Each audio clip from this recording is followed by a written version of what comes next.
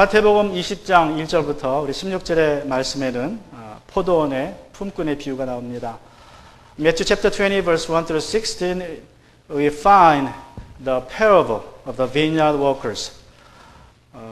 먼저 우리 본문의 내용을 같이 한번 살펴보고 우리 교훈과 적용을 나눠보기로 합니다. I want you to look up the text first, study the text first, and then gonna think about the lesson from the parable. Since it is a long parable, I'm gonna read it in Korean only, and English congregation, please read it yourself on the screen. 우리 같이 이 시간 제가 한국말로 읽어드리겠습니다. Let me read it in Korean. 하늘나라는 자기 포도원에서 일할 품꾼을 고용하려고 이른 아침에 집을 나선 어떤 포도원 주인과 같다. 그는 품삯을 하루에 한 데나리온으로 품꾼들과 합의하고 그들을 자기 포도원으로 보냈다. 그리고 나서 9시쯤에 나가서 보니 사람들이 장터에 빈둥거리고 서 있었다. Next one. 그는 그들에게 말하기를 여러분도 포도원에 가서 일하십시오. 적당한 품삯을 주겠어 하였다. 그래서 그들이 일을 하러 떠났다. 주인이 다시 12시와 오후 3시쯤에 나가서 그렇게 하였다. 오후 5시쯤에 주인이 또 나가보니 아직도 빈둥거리고 있는 사람들이 있어서 그들에게 왜 당신들은 온종일 이렇게 하는 일이 없이 빈둥거리고 있어? 하고 물었다. Next one. 그들이 그에게 대답하기를 아무도 우리에게 일을 주지 않아서 이러고 있습니다 하였다. 그래서 그는 당신들도 포도원에 가서 일하시오 하고 말하였다. 저녁이 되니 포도원 주인이 자기 관리인에게 말하기를 품꾼들을 불러 맨 나중에 온 사람들로부터 시작하여 맨 먼저 온 사람들에게까지 품삯을 치르시오 하였다. 오후 5시쯤부터 일을 한 품꾼들이 와서 한 데나리온씩을 받았다. Next one. 그런데 맨 처음에 와서 일을 한 사람들은 은근히 좀 더 받으려니 하고 생각하였는데 그들도 한 데나리온씩을 받았다. 그들은 받고 나서 주인에게 투덜거리며 말하였다. I guess I'm gonna read one more. 마지막에 온 이스라엘은 1시간밖에 일하지 않았는데도 찌는 더위 속에 온종일 수고한 우리들과 똑같이 대화하였습니다. Next one. 그러자 주인이 그들 가운데 한 사람에게 말하기를 이보시오. 나는 당신을 부당하게 대한 것이 아니오. 당신은 나와 한 데나리온으로 합의하지 않았어. 당신의 품삯이나 받아가지고 돌아가시오. 당신에게 주는 것과 똑같이 이 마지막 사람에게 주는 것이 내 뜻이요. Next one. 내 것을 가지고 내 뜻대로 할 수 없단 말이요. 내가 후하기 때문에 그것이 당신 눈에 거슬리요 하였다. 이와 같이 꼴찌들이 첫째가 되고 첫째들이 꼴찌가 될 것이다. 여러분, 포도원 주인이 좀 이상하지 않습니까? 그는 왜 여러 번 걸쳐서 나가서 품꾼들을 고용하고 있습니까? 한 번 나가서 고용해서 될 수도 있었는데 우리가 읽을 때 느낌이 그렇죠? 한 번에 나가서 고용했으면 될 것인데 왜 여러 번 나가는 수고를 했습니까? 왜 하지 않아도 될 수고를 했습니까?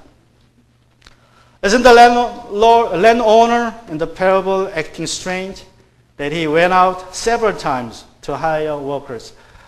Why did he not hire them at once, early in the morning, so that he might save his time and trouble of working back and forth? 또 두 번째 질문은 품삯을 줄 때에 그는 왜 맨 먼저 온 사람부터 주고 보내지? 왜 그렇게 하지 않았습니까? 만약에 그가 관례대로, 그 당시 관례는 먼저 온 사람에게 페이를 주는 것입니다. 그래서 관례대로 먼저 온 사람에게 한 데나리온을 주고 집에 보낸 후에 차례대로 돈을 주고 보냈으면 품삯들이 다 모두 행복하게 돌아갔겠죠. 그죠? 저 뒤에 받은 사람이 얼마인지 모르고 갔으니까. And secondly, why did he not pay the first hire workers with a promised wage, which is 1 denarius, and let them go home happy?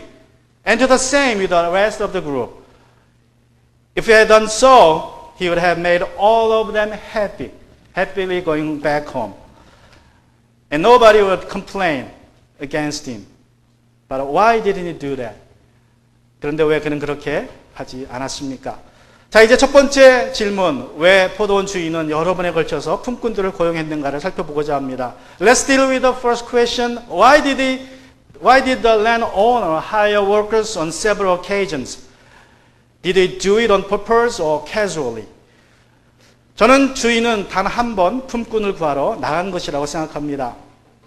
I believe, he went out to hire the workers only once, early in the morning. Let's look at the verse 2.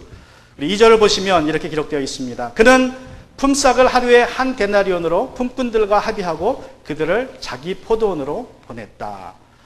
After agreeing with the workers on 1 denarius for the day, he sent them into his vineyard. 이 구절에서 보냈다는 말이 핵심입니다. 핵심 단어입니다. 여러분, 그때에도 일용직 품꾼들은 고용되기를 기다리는 그 장소가 있었습니다. 지금도 있죠? 지금도 어디 동네에 가면, 우리 멜번 어디에 가면 일용직 일꾼들이 이제 고용되기 위해서 기다리는 그러한 장소가 있습니다. 그 당시에는 시장이었습니다. 시장. 근데 그 시장은 당시에는 동네의 한 중앙에 위치해 있어요. 그래서 모든 사람들이 접근하기 쉽게 가장 짧은 거리에서. In this verse, the verb sent is the key word to look at. Now, just like today, there was a place for the day workers to wait to be picked up for work. A marketplace, which was usually located in the center of a town, would be the place. We have place in Melbourne, and every section of the Brevard County, there's the workers gathered early in the morning to be picked up for work. Just like that, same thing. 아침 일찍 시장에 나간 포도원 주인은 이제 한 데나리온을 주겠다는 약속을 하고 계약을 하고 품꾼들을 고용했습니다. 그리고 그들을 자신의 포도원으로 보냈습니다. The landowner went to the marketplace early in the morning and hired workers, as many as he could find, I believe. When they agreed to receive a denarius for the day, he sent them to his vineyard. 중요한 것은 그들을 포도원으로 보냈다는 것입니다. 주인이 그들과 함께 가지 않았다는 것입니다. Somehow he didn't come back with his workers to his vineyard. He stayed behind the town. 아마도 동네에 할 일이 있었던지 아니면 그 동네에 집이 있었고 포도원은 마을 밖에 있어서 그런지 모르겠어요. He stayed behind the town. I guess he had some business to do in town, or he had his house, his home in town, while his vineyard is outside of the town. 일을 보러 다니려면 이제 이 사람은, 이 주인은 마을 중앙 시장을 왔다 갔다 거쳐야 했을 것입니다. 오전 9시쯤에 시장을 지나가게 됐는데 그때 시장에서 빈둥거리고 있는 사람을 또다시 보게 됩니다. Being busy in taking care of his business in town, he had to walk through the marketplaces several times on several occasions, which was in the heart of the town. Then he happened to see some men idling in the marketplace again. In verse 3. 3절을 보시면, 그리고 9시쯤에 나가보니 사람들이 장터에 빈둥거리고 서 있었다. When he went out about 9 in the morning, he saw others standing in the marketplace doing nothing. 이 구절에서 보면, 이 구절에서 핵심 단어는 본이라는 단어예요. 본이. 그는 품꾼들을 찾아 나간 거 아니라 지나가다가 그냥 눈에 들어와서 보게 된 거라는 것입니다. Now notice he saw others standing in the marketplace. He didn't go out to seek more workers. He just happened to go there and see. He happened to see the men idling in the marketplace.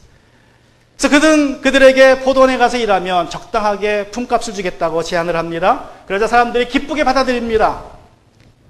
얼마 줄 것인지 묻지도 않고 계약을 하지도 않고 그냥 포도원으로 가라 그러니까 어떻게 합니까? 갔습니다. He proposed that he would pay them properly, accordingly, and if they were willing to work at his vineyard. So they were just happy to hear that proposal. And he went to his vineyard without settling down for the wage for the day. Let's look at the verse 4 and verse 5 in Korean Bible. So off they went. 그래서 그들이 일을 하러 떠났다.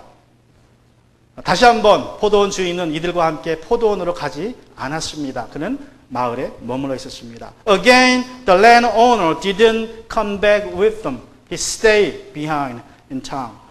그리고 주인은 계속해서 마을에 와서 머물리면서 일을 보러 다닙니다. 그러다가 또 시장을 지나가게 됩니다. 이때가 12시와 3시였습니다.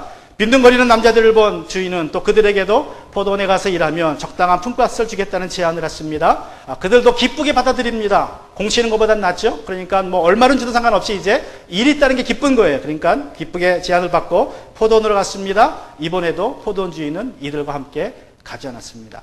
And he kept busy himself, taking care of his business in town, and again he had to walk through the marketplace.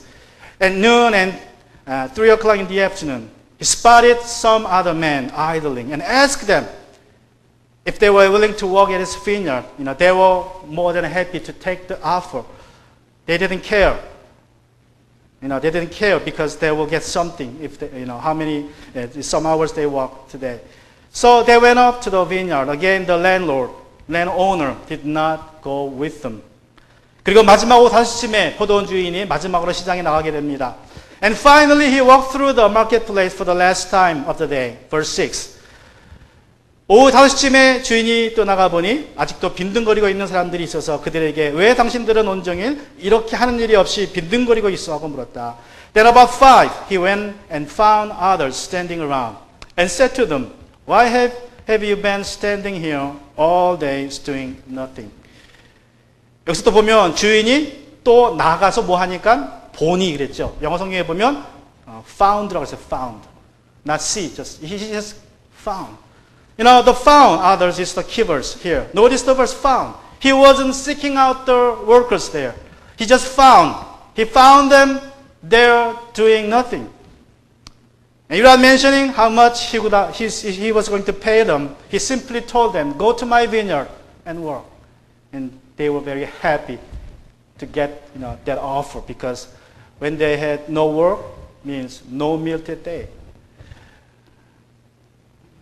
그리고 약 1시간 후에 해가 떨어지자 마침내 포도원 주인이 포도원으로 품꾼들에게 품삯을 주기 위해서 갑니다. And about an hour later, the landowner finally came back to his vineyard to pay the workers of the day. 포도원 주인은 이른 새벽에 딱 한 번 품꾼들을 구하러 나간 것입니다. 나머지 품꾼들은 계획이 없던 고용이었어요. 계획이 없던 고용. 그것이 포인트라고 생각합니다. The landowner went out to the marketplace only once early in the morning to hire workers. The following employments of the workers the rest of the day were spontaneous and casual. He didn't mean to do that. 또 두 번째 질문은 이것입니다. 왜 포도원 주인은 제일 먼저 온 품꾼들로부터 품삯을 주어서 보내지 않고 제일 나중에 온 품꾼들에게 품삯을 한 데나리온씩 주어서 사람들에게 원성을 사게 되었느냐는 것입니다.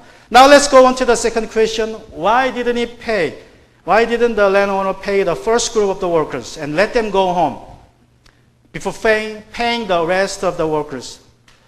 By doing so, he hadn't have the complaints from the first group of the workers. 당시 관례는 말씀드린 것처럼 먼저 온 사람에게 돈을 주고 보내는 것입니다. 그렇게 했다면 이 주인은 아무런 원망을 들을 필요가 없었습니다. 모든 사람이 다 행복했어요. 그죠? 돈을 원대한일은 받고 12시간 일한 사람도 행복했고 맨 마지막에 온 사람은 제일 행복했겠죠? 그리고 주인도 행복했을 것입니다. 근데 예수님은 해피엔딩으로 이 이야기를 끝내지 않습니다. 왜 그렇게 하셨습니까? 예수님께서? 아마도 예수님께서는 하나님의 은혜가 어떤 것인지 제자들과 우리에게 가르쳐주고자 하시기에 그렇게 했던 것 같습니다. At Jesus' time, it was customary that first come, first served. He had to follow the custom. If he had followed the custom, he wouldn't have had to listen to their complaints at all. And he would have made all of them happy and satisfied. But Jesus didn't finish the story with a happy ending. Why not? I believe because he wanted to teach his disciples and us about God's grace. 우리 포도원 품꾼의 비유는 하나님의 은혜에 관한 비유입니다. 하나님의 은혜는 무엇입니까? The parable of the vineyard workers is all about God's grace. What is God's grace? Three things I want to share. 세 가지를 나누고자 합니다. First of all, God's grace is to be received, not deserved. 하나님의 은혜는 주시기에 받는 것이지 내가 자격이 되어서 받는 것이 아니라는 것입니다. 예수님 당시에 품꾼들이란 경제적으로 사회의 밑바닥의 사람들입니다. 가장 힘겨운 삶을 살았던 사람들입니다. 종들보다 못한 삶을 살았습니다. 왜냐하면 종들은 비록 신분이 종일지라도 먹고 자는 일은 걱정하지 않았습니다. 그건 누구의 몫이에요? 주인이 챙겨줄 일이지 자기는 일만 하면 됐습니다. 그래서 먹고 자는 문제는 종들은 걱정하지 않았어요. 그런데 품꾼들은 일을 못하면 그날 쫄쫄 굶습니다. 그 다음날 일할 때까지 굶습니다. Now, the day workers at Jesus' time were the lowest class of the society economically. They lived hand to mouth every day. Even slaves lived better off than them. Slaves didn't have to worry about what to eat and where to sleep because their masters would be responsible for that. But a day worker and his children had to go to bed hungry on the day when he had no work at all. 그래서 그들에게 일자리가 주어졌다는 것 자체만으로도 뭐한 일이에요? 감사한 일입니다. 이 품꾼들에게 일자리가 있다는 것처럼만 해도 그 감사한 일이에요. 그런데 그 첫 번째로 고용된 품꾼들은 끝까지 감사하는 마음을 가지지 못했습니다. 맨나중형 품꾼들이 한 데나리온을 받는 것을 볼 때 어떻게 생각합니까? 야, 저 사람들은 1시간 일하고 한 데나리온 받았으면 12시간 일한 나는 몇 배를 더 받아야 돼요? 12배를 더 받아야 됩니다. 1시간에 50불 받는다 그러면 몇 배를 받아야 돼요? 12배니까 600불을 받을 수 있는. 그러니까 이 첫 번째 사람들이 기대를 엄청 했어요. 야, 저 사람이 50불 받았으면 1시간 일하고 나는 600불이구나. 근데 딱 보니까 그냥 다 50불이에요. 그러자 이 품꾼들이 뿔이 났습니다. 원망을 했습니다. And so in the parable, the workers hired early in the morning must have been very thankful for their employment. You know, they had work means they had something to eat that day, but they couldn't keep their thankfulness to the end. At the end of the day, seeing the workers who were hired for an hour getting paid for a denarius, which is about $50, let's say, they instantly thought, having watching that the latecomers receiving $50, they thought, okay, they worked 1 hour and received $50. Then how about me?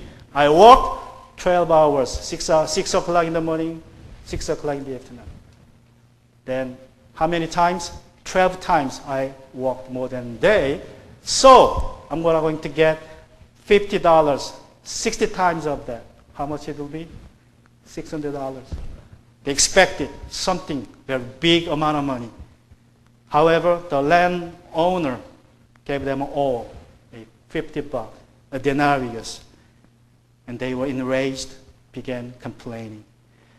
우리 믿음의 사람들로 우리가 하나님의 은혜를 받을 자격이 없다는 것을 압니다. 우리가 하는 일이 어떤 일이라도 하나님의 은혜를 받을 만한 자격이 되지 못합니다. 여러분, 우리가 할 수 있는 일은 무엇입니까? 하나님의 은혜를 주시면 우리는 받는 일만 하면 돼요. 그것이 우리가 해야 될 일입니다. Now, for all of us who are people of faith, we know that we do not deserve God's grace. Nothing that we can do will put us in a position of deserving God's grace. All we can do is receive the gift that God offers to us. That's it. 데이비드 시드먼이라는 사람이 힐링 그레이스라는 책에서 다음과 같은 이야기로 그의 책을 끝내고 있습니다. David Seaman ends his book, Healing Grace, with this story. 약 600년 전 유럽에서 합스부르크 가문의 유럽의 이 가문이 아주 정치적인 큰 힘을 가진 가문이었습니다. For more than 600 years, the Habsburg exercised political power in Europe.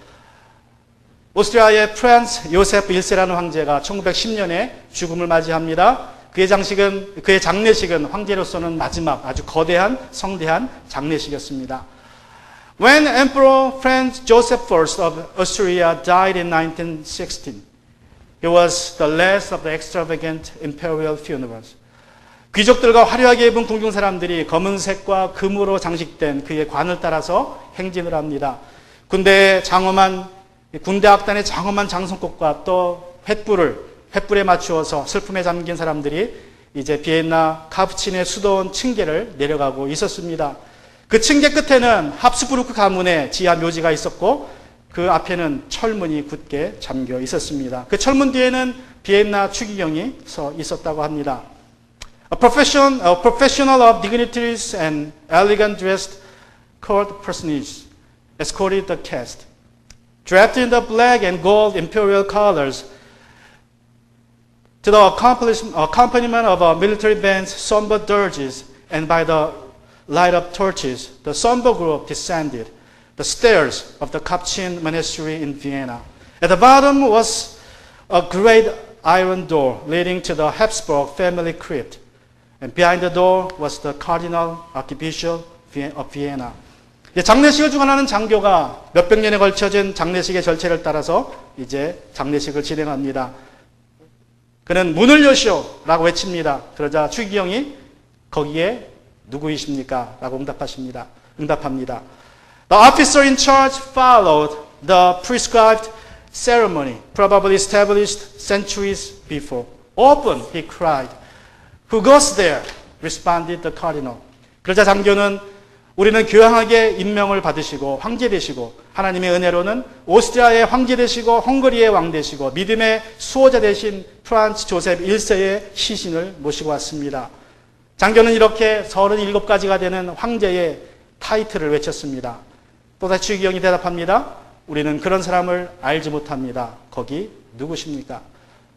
We bear the remains of the imperial and apostolic majesty, Franz Joseph I, by the grace of God, Emperor of Australia, King of Hungary, Defender of the Faith. The officer continued to list the Emperor's 37 titles. We know him not, replied the cardinal. Who goes there? 장교가 다시 말합니다. 이번에는 이제 아주 급할 때만 사용하는 간결한 평범한 황제의 타이틀만 이제 말했습니다. 그러자 추기경이 또 대답합니다. 우리는 그런 사람을 알지 못합니다. 거기 누구십니까? The officer spoke again, this time using a much abbreviated and less ostentatious title reserved for the times of expediency. We know him not, the cardinal said again. Who goes there? 장교가 세 번째로 황제의 모든 영광스러운 칭호들을 다 빼고 가장 겸손한 칭호들만 사용합니다. 우리의 형제이고 우리와 같은 죄인인 프란츠 요세프의 시신을 모셔왔습니다. 그러자 철문이 활짝 열렸고 프란츠 요세프의 시신이 철문을 통과했습니다. The officer tried a third time, stripping the emperor of all but the humblest of title. We bear the body of Franz Joseph, our brother, a sinner like us all. At that, the door was swung open. Franz Joseph was admitted. 여러분, 우리가 어떤 사람이든지 어떤 타이틀을 가졌든지 얼마나 큰 일을 행하든지 이런 것들이 우리를 하나님의 은혜로 구원으로 인도하지 못합니다. 하나님의 은혜는 거저 주어집니다. 우리가 할 수 있는 일은 그 은혜를 받는 것입니다. No matter who we are, what title we have, or how much we have, none of it can open the way to God's grace. The grace is given freely. What is left for us to do is openly receive the grace. And secondly, God's grace is about mercy, not about fairness. 두 번째로 하나님의 은혜는 자비이지 공평함이 아닙니다.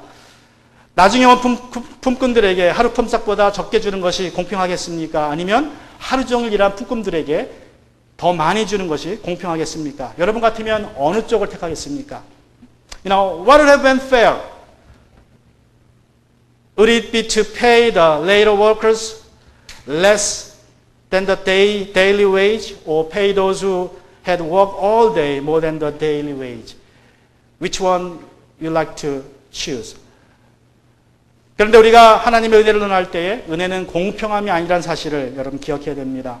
여러분, 은혜를 논할 때에 우리는 자비를 말하는 것입니다. 하나님의 자비를 말하는 것이지 공평함이 아닙니다. 하나님께서는 우리를 사랑하시기에 우리 자비로우신 하나님께서는 우리가 마땅히 받을 것보다 더 많이 주시는 분임을 여러분 기억하시기 바랍니다. Now, when you talk about grace, however, it's about something different than fairness. It's about mercy. God loves us and mercifully gives us more than what we deserve. 기독교 세정과 상담가이신 레리 버켓이 비즈니스 바이 더 북이라는 책에서 다음과 같은 간증을 나눕니다. Christian financial consultant and author Larry Burkett, probably heard about his name, tells in his book, Business by the Book, about going the extra mile and going beyond fairness. 1984년에 그가 이제 사무실 임대합니다. 임대하고 이사를 들어가 보니까 이 사무실이 엉망입니다.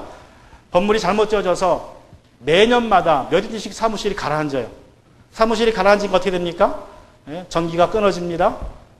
그리고 또 수돗물이 끊어집니다. 한 번은 수돗물이 끊어졌는데 몇 주 동안 물을 쓰지 못했습니다. 3년 동안 그 건물에서 온갖 고생을 다 한 후에 마침내 이 버켓이 이제 다른 사무실로 옮겼습니다. In 1984, he leased an office in a building that proved to be a nightmare. The foundation had not been properly constructed, and the office building was literally sinking several inches every year into the ground. After more than 3 years of putting up every kind of problems, like power failure, even several weeks of without water, he moved his business to another location. 그러자 이사한 지 2달 만에 그 전 사무실 주인에게 전화가 옵니다. 이 버켓에게 당신이 이 사무실 썼으니까 사무실을 쓸 수 있도록 다 고쳐놓고 페인트 칠까지 다 해달라고 요청을 합니다. 2 months later, Bucket received a call from his former landlord, who demanded that Bucket remodel and repaint his former office space. 당연히 이 버켓이 그럴 수 없다고 대답합니다. 나는 이미 할 만큼 다 했고 더 이상 거기에 돈을 투자할 이유가 없다고 생각합니다. 그래서 변호사를 만나서 상담을 합니다. 계속 전화를 하니까 변호사도 이야기합니다. 당신은 당신 할 일을 다 했기에 더 이상 거기에 돈을 갖다 줄 필요가 없습니다. Bucket said no to the demand, and feeling that he had already, been doing more than enough in the years he had there. But the former landlord continued to call him with a demand, and Bucket consulted an attorney who agreed that he shouldn't do anything. He had no responsibility at all. He had done enough. 그런데 버켓이 이제 이 아들에게 이 문제를 한번 상의했습니다. 그러자 아들이 이야기합니다. 아버지, 수년 전에 이 전 사무실 주인 부부가 외아들 잃었고 그러한 일 때문에 지금도 고통받고 있다는 것을 아버지 아시죠? 아버지가 그때 내가 어떻게 하면 이 사람들을 도울 수 있을까라고 말을 종종 하기도 했습니다. But when Bucket talked about his problem with his son, he said, Father, you remember that the former landlord and his wife lost their only son, and because of the tragedy, they are suffering now. And you had said many times, you want to help them. You remember that? 이제 그 아들이 말합니다. 아마도 이번이 그 사람들을 아버지께서 도울 수 있는 기회일 것 같습니다. 공평함을 따지지 말고 그 전 사무실 주인에게 자비를 베풀 기회로 삼으십시오라고 말을 합니다. 버킷이 잠시 생각해 보더니 아들의 충고를 받아들이고 했습니다. 그리고 몇천 달러를 들여서 그 사무실을 다 고쳐주고 페인트 칠을 해줘서 다시 사용할 수 있도록 해줬다는 것입니다. 여러분, 이것이 공평함을 뛰어넘는 자비입니다. 하나님께서 이러한 자비로 우리에게 은혜로 오셨고 우리가 구원받은 것이 바로 이러한 하나님의 은혜인 줄로 믿습니다. And the son suggested that, Father, this might be the time for you to help them. Don't think about fairness, but think about mercy. Why not help them? Bucket considered that and had to agree with the conclusion. So he decided to commit several $1,000s to restore a virtually non-usable building. This is the story that going beyond fairness to merciful is exactly what God's grace is all about. We are saved because of God's mercy. We have done nothing to be saved. God saved us anyway. And lastly, God's mercy is for the last as well as for the first. 마지막으로 하나님의 은혜는 첫째뿐만 아니라 꼴찌에게도 베풀어 진다는 것입니다. 우리가 충성했기에 더 많은 것을 받을 자격이 있다고 말하기는 아주 쉽습니다. It's easy for us to say that we deserve more because we are the people who have been faithful. But God doesn't work that way. 그런데 하나님은 그렇게 행하지 않으십니다. 오늘날 그리고 매일 하나님께서는 이른 새벽에 고용되어 포도원에 온 사람부터 시작해서 마지막 시간에 고용된 사람들까지 모두와의 관계를 가지고 싶어 하십니다. 이것이 하나님의 은혜입니다. Today and every day, I believe, God wants a relationship with everyone, from those hired first thing in the morning and to those who worked only for an hour. That's what God's grace is about. 한 여인에 대한 이야기를 읽었습니다. 이 여인은 어려서부터 아버지에게 성적으로 학대를 당했고 그리고 자라서는 그 학대를 충격과 어려움 속에 있었지만 결국에 믿음을 가지게 되었고 그 믿음 속에서 그 학대의 어려움을 이겨냈습니다. 결혼도 하게 되었습니다. I want to share a story that I read this past week about a woman who had been sexually abused by her father as she was a child. She grew up and overcame the emotional damage she had been suffered after becoming a Christian believer. Eventually she got married. 그리고 수년 후에 여인은 자녀를 낳았고 자녀들이 다 자라고 성장한 후에 아버지로부터 편지를 받게 됩니다. Years later, after her children were fully grown, she received a letter from her father telling her that he had become a Christian and he had asked God for forgiveness. And he also realized that he had sinned against her and was writing the letter asking for her forgiveness. 그리고 수년 후에 아버지에게 편지를 받습니다. 편지에서 아버지는 자신이 이제 그리스도인이 되었고 하나님께 자신의 죄에 대한 용서를 구했다고 적었습니다. 또한 딸에게 지은 죄를 깨닫고 딸에게 용서를 구하기 위해서 편지를 썼다고 했습니다. 그 편지를 읽는 순간 딸의 마음에 정말 상상할 수 없는, 알 수 없는 감정들이 용선쳤습니다. 불경통합니다, 하나님. 아버지는 지은 죄값을 치러야 합니다. Now, feeling that she didn't know were there suddenly surfaced out of her heart. It wasn't fair, she cried. He should pay for what he had done to me, she thought bitterly. 아버지가 너무 쉽게 용서받잖아요. 이제 아버지가 하나님의 가족이 된다니. 아버지 고향교회는 아버지를 위해서 송아지를 잡고 이제 잔치를 벌일 것이고 그 잔치에 나도 초대할 것인데 라는 생각에 화가 났습니다. 마음이 아팠습니다. 쓴뿌리가 올라왔습니다. And now she thought he was going to be part of the God's family and she was sure that her home church was going to kill the fat calf for her father. And she would be invited to the party. And she was angry. She was hurt. And she was resentful. 그런데 그날 꿈을 꾸게 됩니다. 아버지가 빈 무대에 서 있는 것을 보게 됩니다. 아버지 외에 하나님의 손에 들린 새하얀 세마포를 보게 됩니다. Then she had a dream. She saw her father standing on an empty stage. Above him appeared the hands of God holding a white robe.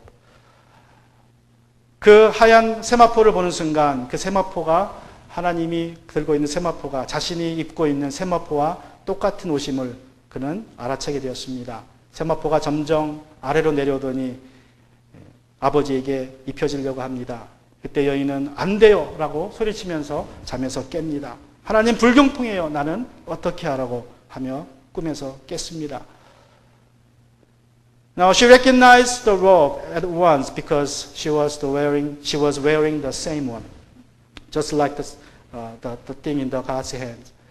As the robe began to descend toward her father, she woke up, crying out, "No, it's not fair. What about me?" 여인이 모든 것을 쳐버리는 유일한 길은 이제 육신의 아버지도 자신처럼 구원받았다는 사실을 인정하는 것입니다. 여러분, 여인이나 하나님이나 다 하나님의 눈에는 똑같은 귀한 존재가 되었다는 사실을 이제 여인이 인정해야 됐습니다. 여인에게 임한 하나님의 은혜가 이제 그의 아버지에게도 임한 것입니다. 이것을 깨닫는 순간 마침내 여인이 아버지를 용서하게 되었다고 합니다. The only way she could get past it all was to realize that her earthly father was now the same as she. They were the same in God's eyes. God's grace, was for him just like it was for her. And realizing that she was finally able to forgive her father. 하나님의 은혜는 첫째뿐만 아니라 꼴찌에게도 동일합니다. God's grace is for the last as well as for the first. 오늘 나눈 비유에서 고용된 품꾼들은 여러분 좀 게으른 사람일 수도 있습니다. 그들은 게을러서 늦잠을 자서 새벽에 나가지 못해서 고용되지 못할 수도 있습니다. 아니면 이들은 품꾼으로서 자격이 없는 쓸데없는 품꾼인지도 모릅니다. 그래서 아무도 그들을 고용하지 않았을 수도 있습니다. The workers hired last in the parable might have been idlers as some argue. They might have overslept that day and couldn't make it earlier. Or they might have been worthless, skillless, and rejected by other landowners. In verse 7, they excuse themselves like this. In verse 7, let's look at that verse. 우리 7절에 보시면 그들은 이렇게 변명합니다. 아무도 우리에게 일을 주지 않아서 이러고 있습니다. Because no one hired us. 만약에 이 변명이 맞다면 이 사람들은 게으른 사람들이 아니라 게을러서라기보다는 정말 사람들이 보기에도 쓸데없는 사람들이에요. 데려다가 써봐야 쓸데가 없는 사람들. 그래서 하루 종일 썼지만 고용되지 않았습니다. 그러나 포도원 주인은 그런 사람들조차도 고용하였고 그런 사람들에게도 동일한 품삯을 주었습니다. 이것이 바로 하나님의 은혜입니다.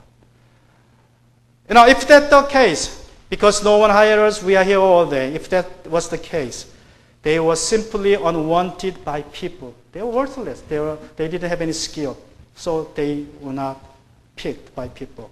But the landowner of the parable hired them and gave them the same wage of the day, while they worked only for an hour.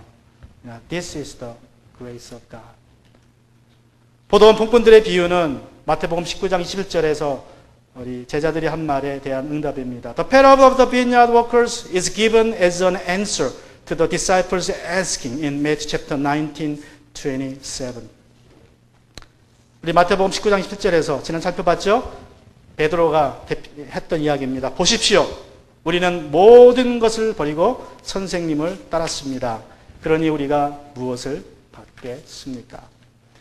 Look, we have left everything and followed you. So what will there be for us? What will be there for us, for me? 여러분은 상급으로 무엇을 기대하고 계십니까?